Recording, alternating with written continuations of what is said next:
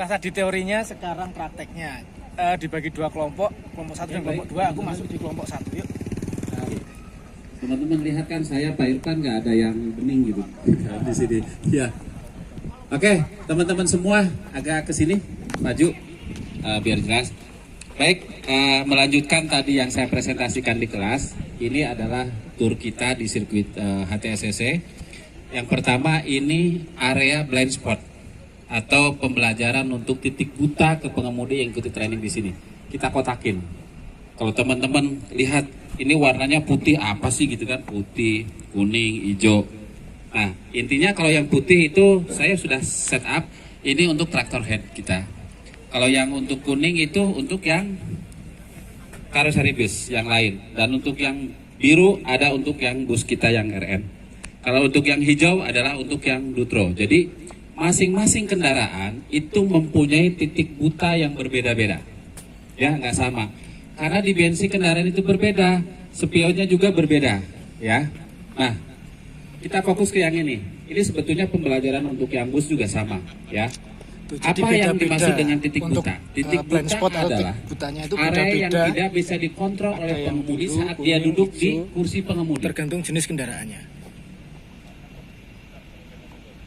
Area sini nggak kelihatan Pak. Kita abaikan dulu under mirror, ya under mirror. Under mirror kita abaikan dulu. Nggak tahu mah ada anak lagi main Pak di sini, atau kucing nggak kelihatan, ya nggak kelihatan. Kemudian kami tarik garis Pak, tarik garis begini. Ini akan berbeda-beda sudutnya, tergantung tinggi rendahnya nanti pengemudi. Ini ukuran saya, ya mungkin untuk yang lebih tinggi dari saya, sudutnya juga akan berubah. Artinya apa? Kalau kita jongkok di sini nggak kelihatan Pak, nggak bakalan kelihatan. Ini area blind spot namanya, titik buta. Nah, kemudian yang ini putih, ini nggak kelihatan juga karena ada apa? Ada pilar di sini, ya, nggak kelihatan Pak. Nah, kemudian juga sama dengan yang sebelah kiri. Yang sebelah kiri ada stikonnya itu kami tandai bahwa di garis itu. Kalau kita berdiri di sini nggak kelihatan, ya nggak kelihatan sama pengemudi. Artinya apa? Kita harus hati-hati baik sebagai pengemudi truk atau bus atau kita mengendari kendaraan di sekitarnya. Harus tahu. Nah, kemudian ke sebelah kanan, ya. Ini adalah area yang tidak bisa terlihat oleh pengemudi. Ya, ada garis kuning. Ini kami simpan motor di sini. Ini nggak kelihatan Bapak Ibu, ya nggak kelihatan. Kalau dalam training kami nggak setting seperti ini Bapak Ibu. Jadi kita parkir kendaraan di sini, peserta training suruh masuk. Silakan Bapak tentukan sendiri titik blind spotnya, ya, paham ya? Ke sini ya. Nanti dicoba ya, nanti dicoba. Demikian pula dengan yang sebelah kiri kendaraan. Sebelah kiri kendaraan. Ini cukup luas. Ya, cukup luas. Nanti ada lagi Bapak Ibu. Kalau yang mungkin di luar negeri mungkin pernah lihat di sini ada kaca. Ya. Nah, itu sebagai salah satu kontrol juga, ya. Nggak tahu lah, anak kecil kan kalau mobil gede-gede ini kadang apa nih gitu besender gitu ya. Ini bisa kekontrol juga. Kemudian terkait dengan blind spot juga yang di bagian belakang. Apalagi nggak ada rear kamera atau apa. Nggak kelihatan Pak, satu unit segitu gedenya juga nggak akan kelihatan. Artinya kita harus waspada sebagai pengemudi daripada truk atau bus. Nah, selanjutnya terkait dengan blind spot ini atau titik buta, ada namanya turning trajection. Saat kendaraan itu berbelok, kami di dalam training itu akan membuat garis Pak, garis belok, melingkar ke sini. Artinya apa? Di sini harus bebas. Kalau rata-rata kalau yang bus itu bisa memakan sekitar lebar 6 meter. Ini nanti belajar di safety driving saat mereka belok. Seorang pengemudi harus tahu dimensi kendaraan, front dan rear overhang. Dari roda ke bodi paling belakang ya. Itu dia harus tahu. Karena kalau nggak tahu, dia pasti akan mentok. Ya. Oke, sekarang siapa yang mau coba naik? Nggak dinyalain, cuma naik aja. Ayo. Anggap aja lagi bawa sapi Pak.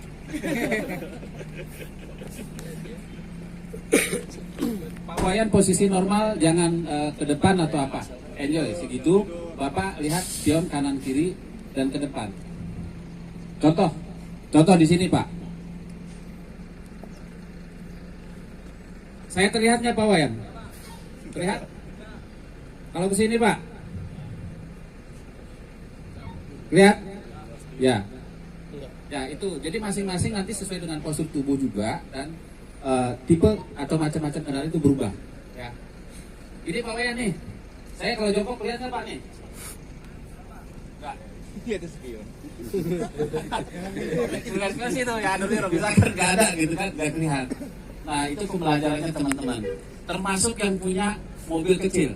Tolong waspada juga, sama Pak. Kurang lebih sama, itu waspadai. Karena kalau di garasi rumah, kalau mobil kita kan ada kunci segala macam nggak bisa lihat. Anak lagi jongkok, lagi main juga nggak lihat. Yang ke sebelah kiri Pak Wayan. Lihatnya Pak? Enggak ya? Kalau sini? Ya, oke. Kurang lebih seperti itu, ya.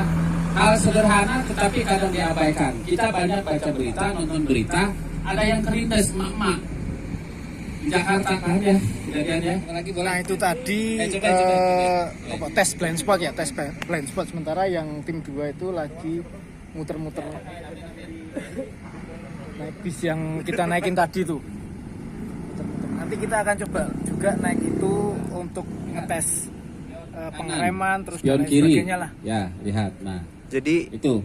nyupir Nah, itu nggak sembarangan. Tambahannya Ya. dari Nyupir tuh keterangan nggak tadi, sembarangan, nggak asal bila nempel-nempel. mana kita untuk Ada memastikan tekniknya blind spot, dan ada ya, pertama sekolah. kali kita mau mengemudi itu titik kita keamanan ya, kelilingi kendaraan keamanan. itu. Jadi ada sekolahnya. Kita kelilingi, Nggak Pak. asal nyupir, nggak Bawah asal jalan. bercegas. Oke, aman. Gitu. Setelah masuk, ya, setelah masuk, Itu beda orang. kita make sure spion, ya, make sure spionnya bisa ke kontrol apa nggak, termasuk yang ada mirror.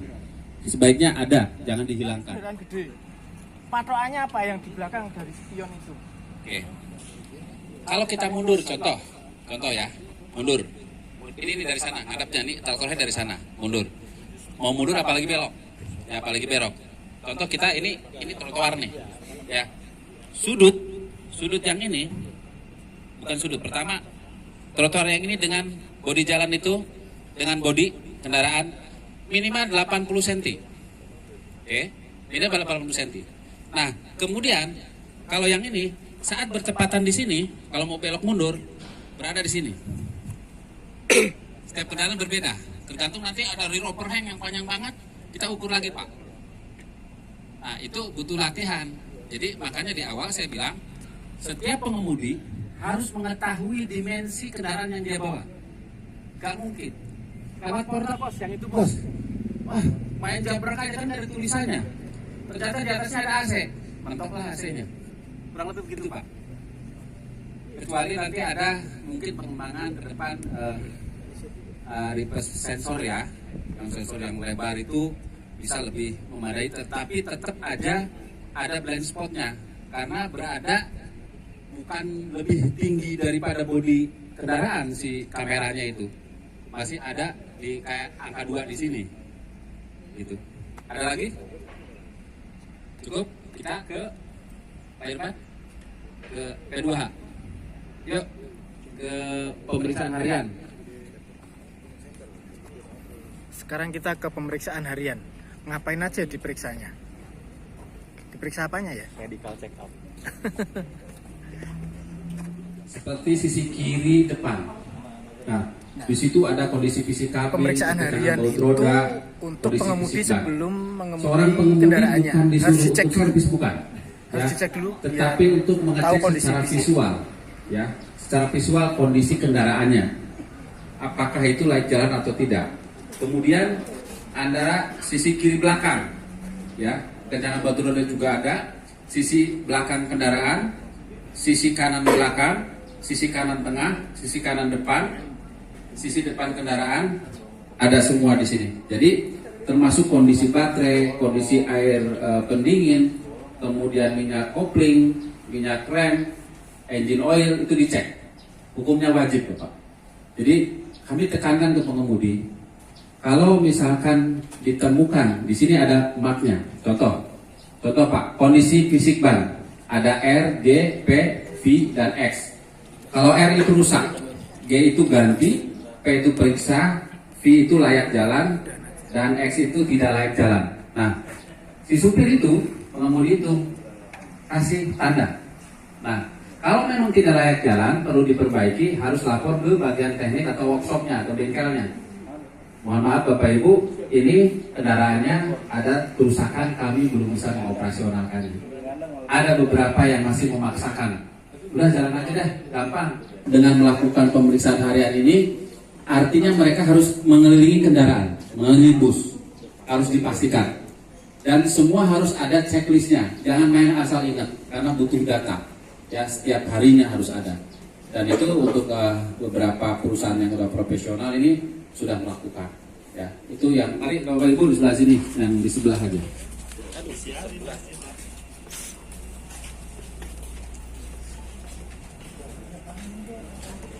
Nah, ini salah satunya melakukan pengecekan untuk kekencangan mur roda. Nah,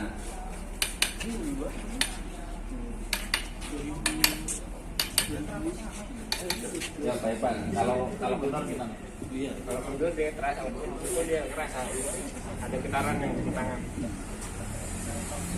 Oke. Nah, atas dasar ini seorang pengemudi melaporkan Pak di form ini dan lapor ke bengkel. Bro, ini kendor rodanya, sampaikan aja. Dan saya bilang ke mereka jangan takut karena bapak yang akan bawa unit ini. Termasuk semua lampu-lampu yang ada. Di sini udah komplit ya. Di sini juga ada dokumen kendaraannya. Sudah pengecekan harian, sudah melihat blind spot, sekarang gilirannya tukeran sama kelompok yang dua. Berdua kita sekarang naik bis untuk keliling-keliling sirkuitnya nih. Ngetes ya? Tes, kita road test. Terus ya. Harus tahu foto nang bisku. Wih, bisa kan, Pak? Kita foto kayak gini. Iya, toh. Lah iya. Ini yang menengah loh. Nah, makanya aku menawarkan diri. Oke, monggo Pak. Tua bang. 1, 2, gayanya lain dong, masa gitu melulu. 1, 2. Oke.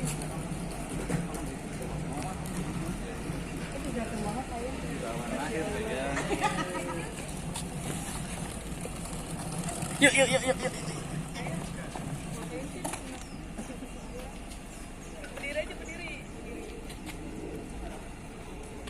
Boleh Bapak Ibu semuanya bisa mendekat Pak. Kita masuk ke produk explore mengenai AK240 ya, yang tadi secara presentasi sudah saya sampaikan. Kita tadi belum ke sini, mereka langsung grup 2 langsung ke chassis AK240. Terakhir kali Mas. Terakhir mungkin kita keliling-keliling dulu ya. Sekalian SPK kali terakhir. Ini sudah pasti di engine ya, yang mesin ya. Secara mesin sama, masih menggunakan jenis ya, sama seperti AK240. Ada beberapa komponen tambahan treatment ya. Tadi sudah